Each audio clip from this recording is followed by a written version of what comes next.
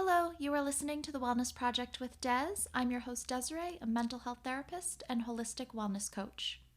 On my podcast, I interview experts in the field of mental health and wellness, as well as those who share their firsthand accounts of their mental health journeys. These interviews will give you many tips, tools, and strategies to improve your mental health, as well as give you hope, support, encouragement, and inspiration on your own personal mental health and wellness journey. Thanks so much for being here. I would greatly appreciate it if you took a moment to leave me a review on iTunes and leave the podcast 5 stars on Spotify. It really helps the podcast to grow, which in turn helps me to keep bringing on amazing guests and spreading mental health and wellness education and support. And make sure you're subscribed so you don't miss an episode. Are you ready to embark on a transformative journey towards holistic well-being, unlocking the full potential of your mind, body, and spirit? If so, I'm thrilled to invite you to my program, the Holistic Wellness Transformation Coaching Program. My one-to-one coaching program is a comprehensive and individualized approach to help you improve your overall well-being. As a holistic wellness coach, I'm here to guide you on a transformative journey to attain balance and harmony in all areas of your life. With personalized coaching sessions, I'll offer guidance and support throughout your wellness journey. Starting with a thorough holistic assessment. We'll dive into your past, habits, thoughts, feelings, behaviors, and patterns that may be holding you back and no longer serving you. This assessment forms the foundation for your customized wellness plan. Together, we'll explore the 8 foundational elements of wellness to ensure you feel balanced and aligned with your goals and your values. This program goes beyond the surface, providing you with mental and emotional support. I will help you to manage stress, anxiety, and other challenges such as perfectionism and people-pleasing, offering techniques and strategies to enhance your resilience and your skills. The benefits of this program cannot be overstated. I'll be there every step of the way to support you in achieving balance and harmony in your life, manage stress, and improve your emotional well-being. Nurture healthy connections, create lasting, healthy habits, achieve your goals, and gain confidence in your ability to transform your life. Join me on this journey to holistic wellness. You could go to my website to check out my various packages, and you could go to my Calendly link found in the show notes to schedule a free 30-minute consultation call where we will go over the 8 core areas of wellness, as well as your goals and your dream life. Reach out and let's get started on your wellness journey so you can finally live the life you want.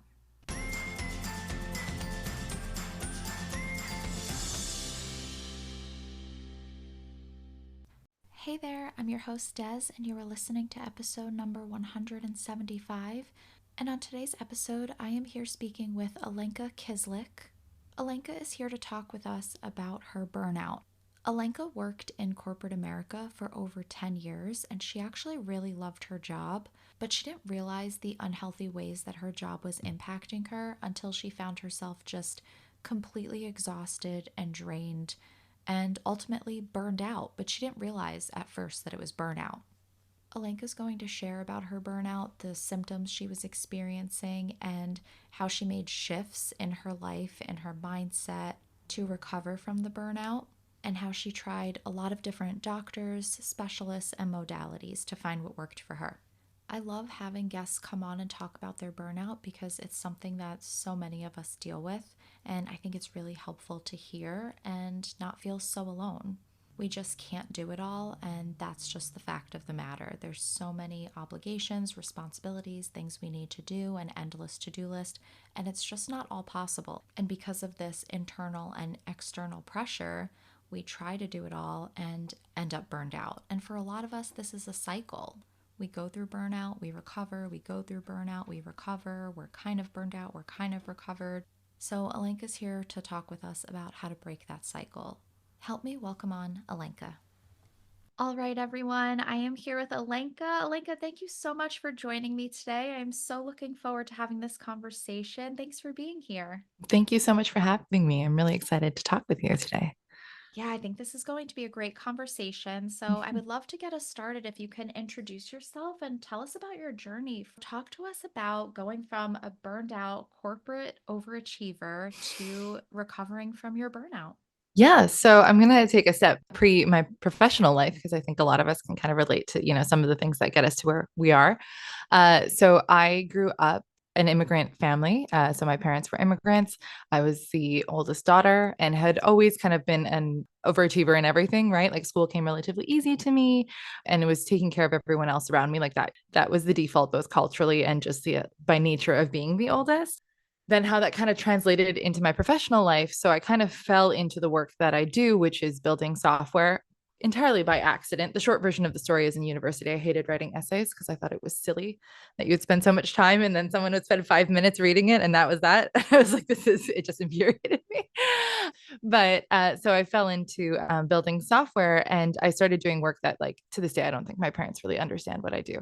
It meant a lot of really incredible opportunities in a lot of ways, but it also meant a lot of kind of appeasing everyone around me, making everyone around me feel comfortable, doing the most, and really working without listening to my body, just pushing through and forcing through, like theoretically another cup of coffee will get me through this. Or if I just try to make it work, even if I'm like making spelling mistakes, or even if I'm so tired I can't really function, like just pushing myself without understanding any limits, which sounds so foreign now that I'm in a different place. But it turned into, after about 10 years of working in corporate, I got to a point where my body literally shut down. I couldn't write emails. I couldn't function on more than like a phone call a day, where I was used to doing like 6 hours plus of calls with clients. And I was grinding my teeth so bad, I went to the dentist with booked an emergency appointment because I had so much pain in my jaw. She's like, "Oh no, you've just ground your teeth down." I'm like, "Well, I'm wearing a night guard at night." She's like, "No, this is daytime grinding too." I didn't know you could do that. Learn something fun every day. But, but it got so bad that I had to quit my job, which I've never done before. I've always prided myself in working hard. I've always enjoyed being productive and doing things. Even as a kid, I didn't really get bored. Like, I would always find something to do or something to be interesting or to be curious about. And so it was just a really foreign concept that I needed to rest and to prioritize rest. And sometimes rest was the only option. Like I posted before, it's like, how little sleep can I get and still function? Right. And this was a really big shift. A year later, after quitting my job and finding a new way to live, I stepped off a curb after being really, really frustrated with my dog that day. She was, just over a year old. These things happen. And I tore up my ankle to shreds, to the point where when I got the MRI back, they said I couldn't put weight on it for 3 months. I was doing well, I was doing better than expected. And then after all of that, I retore it again. And this kept happening every like 6 weeks ish to 3 months. And 7 months in, I was like, yeah, I'm figuring this out on my own. Like, I'm going to a specialist, I'm doing what he's saying, and it's still not working. So I ended up going down a very long deep dive into a lot of different things, a lot of different modalities, from like conventional to non-conventional. And I ended up changing a lot of things in my life, from the way I stand to the way I talk to myself in my own head to the way that I pay attention to my own body. And it landed me where I am today, where I'm building something to help others who are also in this place where they're like, I doing everything I'm told to do, it's still not working, and I don't know where to look for answers. So I'm building an online platform that uses a matchmaking system to connect people who haven't found answers in conventional medicine to health experts. That's where I am today.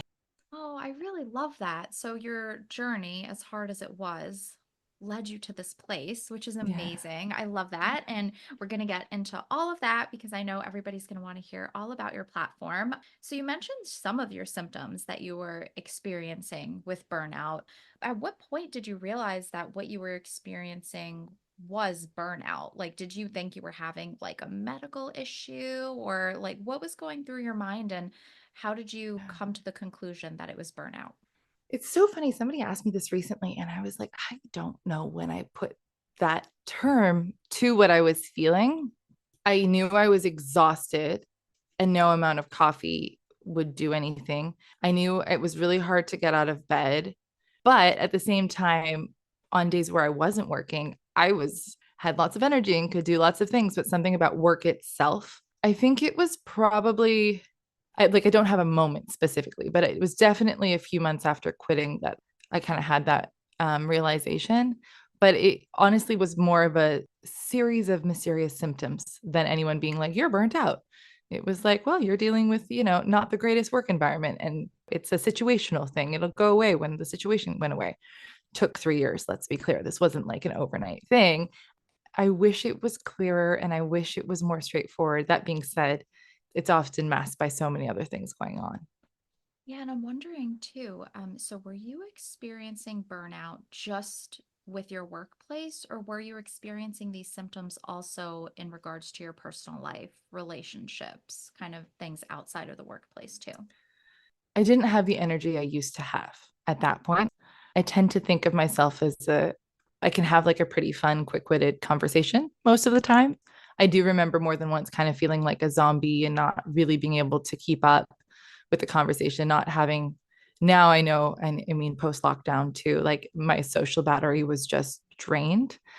It was more than that. I felt like very dissociated and my purpose had been work for so many years. And I didn't know, like, there was no other shift to that. It was just gone. As for family, loved ones, partners, were they realizing that you were struggling? Was this something you expressed to them? Did they come to you noticing a change? How did that look with your loved ones? I have a great community. I'm very grateful for them. Like one friend came the week where I, put in to leave basically, and she came and just cleaned my counters, just like wiped down the countertops, put stuff away, and it made me cry because just the concept of doing that was so overwhelming to me. Like I could barely feed myself, I could barely take the dog out, and when I say feed myself, I mean it's generally like a bag of chips. Like it wasn't like an actually nutritious meal, but that's all I would have the energy for. And I would encourage anyone out there who is just ingesting something, don't judge yourself for what you are. Like just you are nourishing yourself in some way, and that's better than nothing. I had one friend who stayed with me for a bit and would check in and say like, hey, have you eaten today? Have you moved today? Like, let's do some gentle yoga or stretching. Have you been outside? And really just checking in. I had a lot of friends checking in. I had one friend send me like, a gift certificate for food delivery, like little things here and there where they weren't physically present. So I definitely had community that was there for me, and I'm so grateful.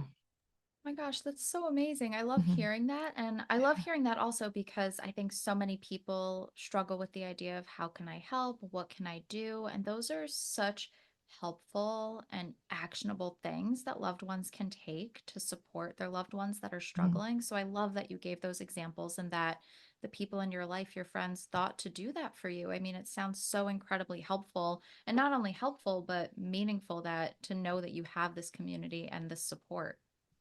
Yeah, I think just knowing that someone's there for you is huge. Like I have one friend going through it right now. And for about 3 months, she wasn't. I was like, I just want to give you a hug. Like, I'm worried about you. I just want to give you a hug. And she's like, I don't have the energy to see a human being. But I would still continue just sending a text, even though if I didn't get a response. I almost at one point went and tried to find her daughter on TikTok because I was really worried about her. But she texted me the next day. So it was great. And then the day that she texted me and said, hey, I'm ready for that hug now, it was like overcome with emotions. I feel like we often put a lot of pressure on us to like completely fix the person and what they're going through. And when all they need is like to know that you're there. If that means, you bring over your adorable cuddly pet so they can cuddle with the pet and that's it, that can mean a lot. Oh, I really love that too, that you kept reaching out and she wasn't ready yet, but you were sending the text. She was responding, but she said, I'm not ready to, kind of see people. I don't have that Mm-hmm. energy. And then when she was ready, she knew that you were still there and Yeah. said, I'm ready for that hug now. So just knowing that somebody is there for when they are ready to reach out. Yeah. And it makes a big difference. And I know it's hard to keep in touch with people. It's never easy. I will say, in my case, moving across countries a couple times helps you learn to like flex that skill. But it can be the little things. I mean, all of us do this. We send like memes and reels or whatever to our friends, and that still I think even if they don't respond sometimes, you can see, it means something. Oh, absolutely. And I'm just wondering to get into this because just going from a corporate overachiever to actually leaving your job, I mean, how did you come to that conclusion? I can't imagine that that was an easy decision for you. So, how did you No. even get to that point where you got to the point where you prioritized your health and well being so much that you actually left that job? I mean, walk us through Yeah. that. I didn't feel like I had a choice because, like, at some point you realize you only have your health, right? Like, and you don't really have anything else. That can sound really hard, but it also is really beautiful in that, like, no, like I have my health, so I'm going to prioritize that. And it's saying that now is different than what I know I would have said then. I couldn't keep going. And I had been at that job for 7 years. And the last 3 or 4, they were building up to this. I had had a smaller version of burnout 2 years prior. So I had kind of a feeling of some of these things already. To go back to like the grinding of the teeth as an example, and this shows up for people in different ways. As far as I know, we only get one set of teeth for the rest of our life. And I like food a lot, like a lot.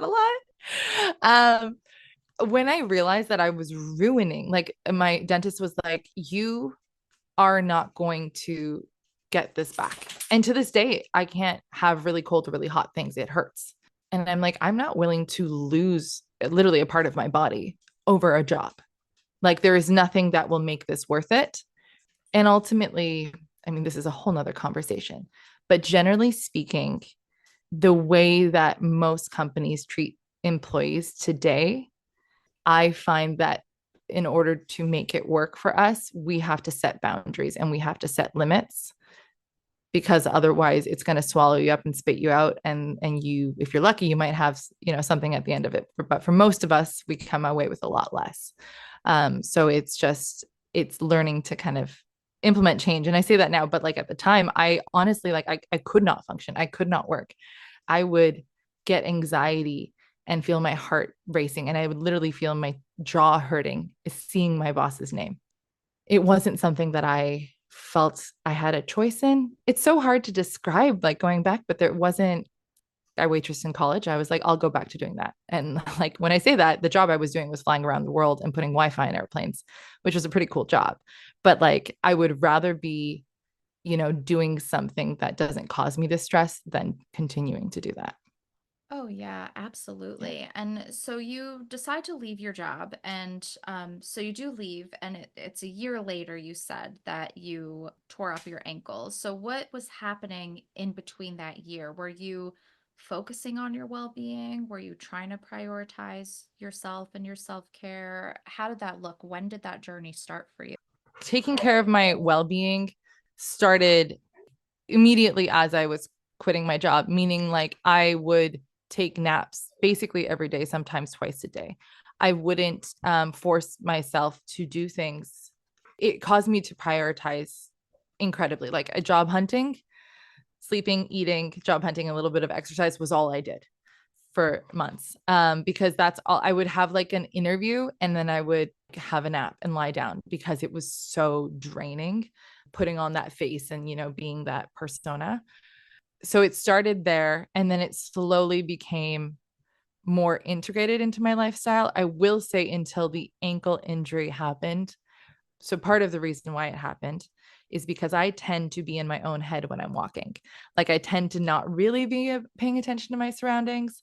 And so I've learned to like be present and to like literally smell the flowers when I go on walks and um to really pay attention to every step I make and every position of my foot. And that has made me more mindful and present. And it's interesting how it like helped me heal from some of the things from my burnout in ways that I would have never anticipated. Like, even things like how I stand. I have to stand differently now. The weight is in a different place in my feet, in my hips and my knees, to like prevent any sort of destabilization. And it means that I'm more aware of my body. I had this thing, I want to say like a few months ago. I was stressing out over something and I locked up my back and my neck. Right. And this is common, right? We hold stress in different parts of our bodies. I couldn't fix it and it was just driving me nuts. And so I ended up getting cupping and acupuncture and it magically was better the next day. That being said, it happened again. My acupuncturist happened to be on vacation. And it wasn't as bad this time, but I just wasn't going away. And what I realized, and I'm actually doing it right now, is that I was holding my shoulder like maybe half an inch up when I was like sitting at the computer or talking to people and I was holding tension. And when I started to like really, really pay attention and every minute constantly to like, okay, let's relax that shoulder, let's bring it down. I do the same thing with tension I hold in a part of my hip. It means I'm more aware of my body and what's going on. And that wouldn't have happened if it wasn't for the ankle injury. And what that also means is like now I'm more aware of how I feel in spaces with other people. If someone's making me uncomfortable or stressing me out, I sense it now and I'm aware of it. Whereas before, I would have just kind of ignored it and pushed it away. And that means I'm surrounded by different people than I was surrounded by in the past.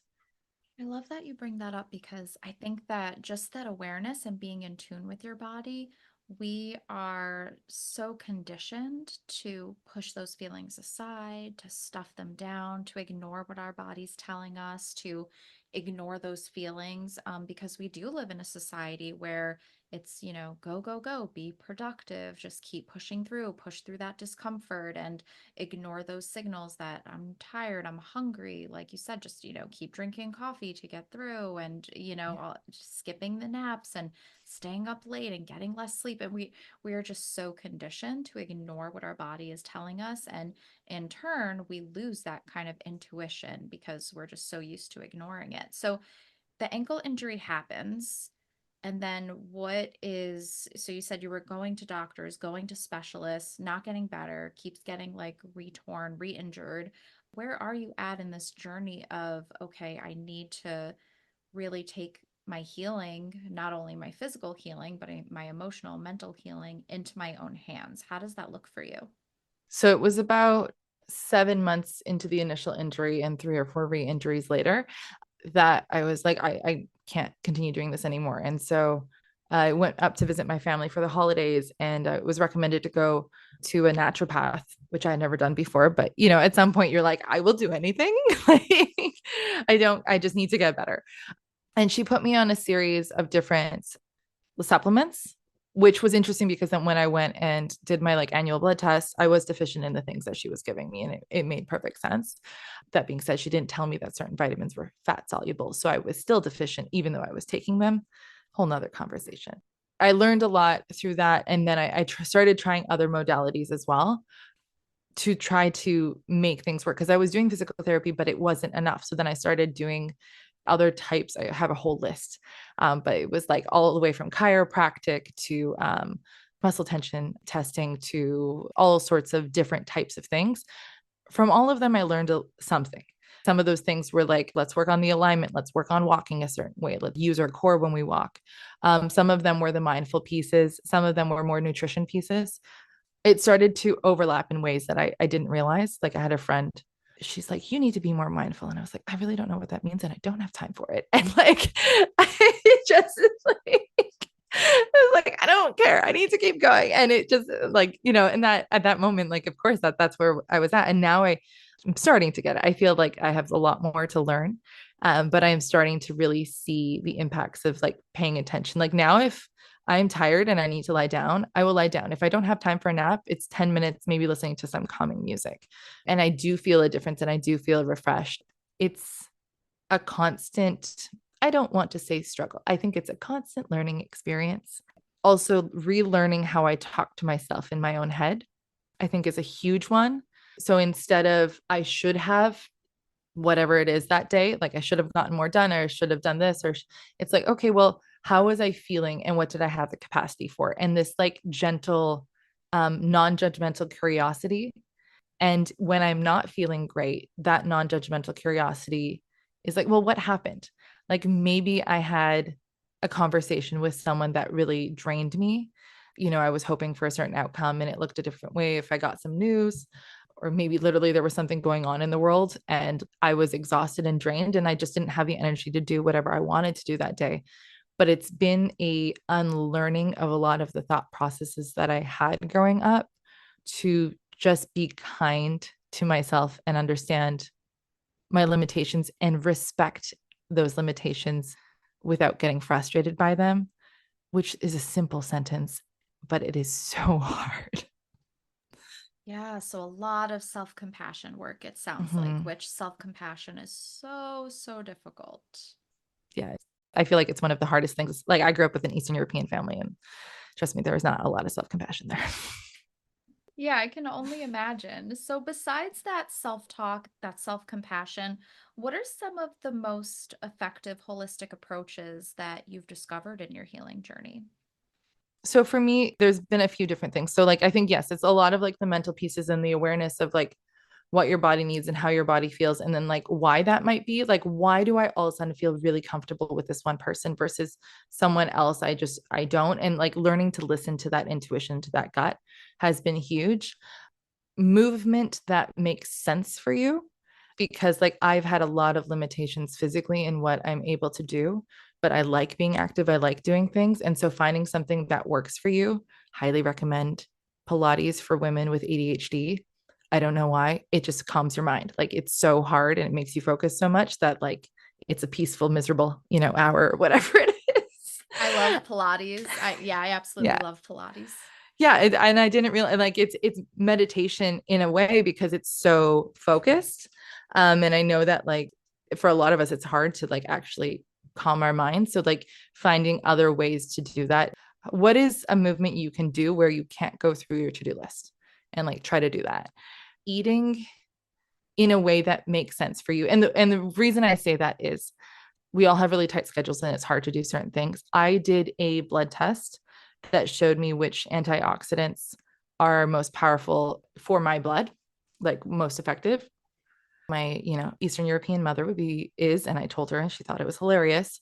I'm very happy that garlic was one of the most potent ones for me. So now I add so much garlic to everything, and it's like one of the cheapest things you can buy, like it doesn't cost all that much. So adding in garlic, adding in certain things into my diet, and then like enjoying things, like not being super restrictive. In like I usually have some sort of like fun-ish snack that works for me. And then having things for whatever spirituality means to you that you can lean into and can focus on and quiet your mind. I'm not exactly related, but I started journaling after a breakup last year, which is how I came up with the concept of what I'm building right now. But it was a very powerful tool that I had never done before because I had never had a diary as a kid. And my friend was like, "You're going to journal now." And I was like, "I don't want to," but I did. And it was good. Okay, great. Thank you so much for sharing all of those tips. I think that those will really help a lot of people, a lot of actionable steps. So, how did you get that blood test that showed the antioxidants? Absolutely not sponsored by, there's a chain in the States called Restore Hyper Wellness. They have a methylation test as well. And then they have the antioxidant test as well as like a more thorough vitamin, mineral, and amino acid kind of breakdown of deficiencies. So I initially did it for the vitamin minerals and then found out, I was also deficient in amino acids and my oxidation rates were not great. So I've since kind of changed a lot of things to account for that. Okay, great. Yeah, thank you for that Yeah. information. I'll try to link that in the show notes as Mhm. well. How did your experience with burnout and, the injury with your ankle and everything, the overachieving, being in corporate, how did all of that change your perspective on not only work-life balance, but just your life in general? I saw very firsthand that without respecting my body and my mind, I had nothing. If you don't respect the vessel you're in, the vessel will shut down. And and it's not going to respect you back. So you kind of have to learn to work within your body. It doesn't mean you can't push and grow and do incredible things, but I have learned to do things in a way that I wouldn't have expected, I guess. So, what advice or words of wisdom do you have for those that are struggling with burnout? It's okay to ask for help. You are not helpless for asking for help. a lot of us feel like we have needed to be hyper independent our whole lives and we haven't been able to rely on people. That sometimes can be the case. But worst case, they can't help, and that's that. Like best case, they will. So I wouldn't come in with any expectations that someone will be able to help. But I will also say if you don't ask, people don't want to overstep a lot of times, and like they, want to help, but they don't want you to feel a certain way. So I would ask for help, and that can look like a lot of different things. Yes, definitely. I love that advice. Alenka, this has been Yeah. so great, so helpful. I love everything that you talked about. I think it's going to be so important for people to hear because I think so many people are struggling with burnout. And like you said, they don't really listen to it, they kind of ignore it and keep pushing through. So this was so insightful and so helpful. And I think it's really going to be valuable for a lot of people. Thank you. Yeah, I'm really passionate about it. It's actually what we're focusing on in terms of the types of the condition that we're helping, because I feel so incredibly passionate about it. The stats are astounding, but about 50 to 80% of the US workforce has or will go through burnout, which compared to like almost any other condition is crazy. Yeah, there's another statistic. Oh my gosh, I never remember the number, but it's super high. It's like 75% or something, like don't use their PTO. Oh, yeah. So many people don't use their PTO. I'm actually trying to encourage someone right now to use her, not even her PTO, but her family medical leave of absence because she's on 7 different types of medication and she's in her mid 30s, and she's Mhm. now the medications are making her numb to what she's going through, but she is in a very bad place. Use your PTO, do what you can. And I know this looks different for everyone. I was like, you know what? I'm just going to leave. I'm going to like camp across, the national parks for a few months and I'll go move in with my parents. Like I have, done the super boss woman for years and years and I, have all the suits to prove it, but it wasn't worth continuing. So like what in your life can you change to make things more stable and what does that look like? And it can be really small. It doesn't have to be, the drastic thing I was talking about, but I think it's too common and it makes me so upset to think that so many people are still going through this every day. Yeah, and that is exactly why I wanted you here to talk about this because you lived it. And not only did you live it, but you completely changed your life and shifted your mindset. So that's going to give so much hope to other people that are in the same position that you were. Yeah, I will say another thing.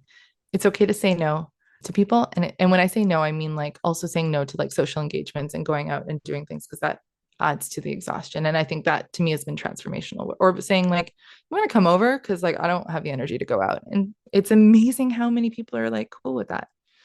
Yes, yes, definitely. I'm so glad you brought that up. So, so important. And going back to that question that you said that you were asking, what am I capable of? What do I have the capacity for? And just asking yourself that and listening to that intuition. Yeah. And I think in addition to that is like, what is something that I'm amazing at that makes me different?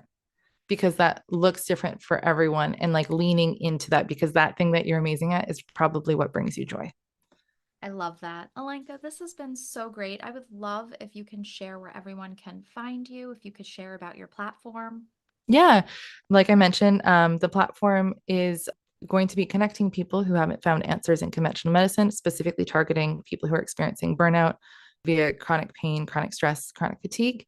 And we're going to connect them to someone who can help them with where they're at based on shared values, current needs, etc. Saha Collective, SAHA collective.com, or you can email me info at Saha Collective. We're on Facebook, Instagram, YouTube, and TikTok, saha.collective. Awesome. And I'm Yeah. going to link all of that in the show notes. Everyone go check out Alenka and her platform. It sounds absolutely amazing. Thank you so much for being here today. Thank you so much for having me. I really hope that you liked this episode and gained a lot of value from it. If you did like this episode, please share it on social media. You can tag me at The Wellness Project with Des on Instagram and at According to Des on Facebook. If you do enjoy my podcast and gain value from it, I would greatly appreciate your support. You can show your love and support by buying me a coffee. This will help my podcast to grow and in turn will help me to keep bringing on amazing guests. You can go to buymeacoffee.com The Wellness Project with Des to show your support. All books written by or recommended by my amazing podcast guests are listed on my Amazon storefront. Go to the link in the show notes to check out those books. I would love to extend an invite to you to become a part of my community. You can do this through Facebook, where we will be discussing this episode. I would love for you to share your insights, any aha moments, any thoughts or ideas you would like to contribute. You can contribute in the discussion taking place in my Facebook group, and it's a great place to connect with me because I am in there every day with mental health and wellness content, discussions, reflections, journal prompts.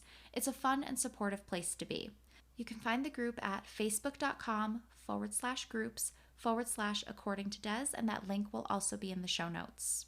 You can also check out more of what I'm doing on my website, accordingtodes.com.